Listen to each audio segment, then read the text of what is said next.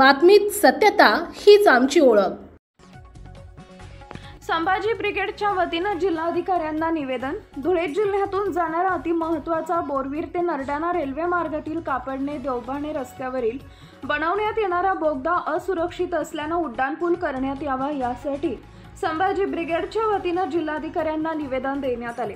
बोरवीर ते नरडाणा रेल्वे मार्गाचे काम प्रगतीपथावर असल्याने देवबाणे रस्त्यावर बोगदा तयार करण्यात येत आहे। हा बोगदा असुरक्षित असल्याने या ठिकाणी उड्डाणपूल तयार करण्यात यावा, तसेच जे काम सुरू आहे ते तातडीने थांबवण्यात यावे, यासाठी संभाजी ब्रिगेडच्या वतीने जिल्हाधिकारी यांना निवेदन देण्यात आले आहे। यावेळी संभाजी ब्रिगेडसह देवबाणे कापडणे परिसरातील ग्रामस्थ देखील उपस्थित होते। मुख्य संपादक जतीन बोरसे।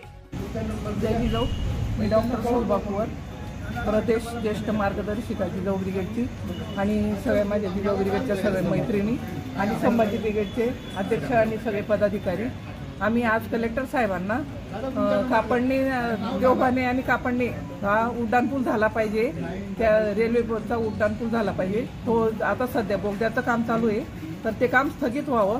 तो बोगदा खूपच छोटा असणार आहे, तर तो पुढे भविष्याच्या दृष्टीने गैरसोयीचा होणार आहे। म्हणून आता मनमाड इंदोर जो महामार्ग रेल्वे सुरू झालेला आहे आणि कापडणे देवबाणे रस्त्यावर जो उड्डाणपूल होतोय तो अतिशय कमी उंचीचा आणि छोटा असल्यामुळे तो भविष्यात कापडण्याच्या लोकांना खूप गैरसोयीचा होणार आहे। आणि कापडण्याहून खूप मोठी रहदारी, खूप मोठं गाव असल्यामुळे, मोठ्या लोकसंख्येचं गाव असल्यामुळे भविष्यात ती अडचण येणार आहे। त्यासाठी आम्ही आज कलेक्टर साहेबांना जे निवेदन दिलेलं आहे त्याची दखल घेतली जावी शासनाकडे, अशी आमची विनंती आहे। संभाजी ब्रिगेड आणि जिजाऊ ब्रिगेडतर्फे धन्यवाद। जय जिजाऊ, जय शिवराय। आपल्या परिसरातील महत्त्वाच्या बातम्या पाहण्यासाठी आजच आमच्या JBTV न्यूज चॅनलला YouTube वर सबस्क्राइब करा आणि बेल आयकॉन प्रेस करा।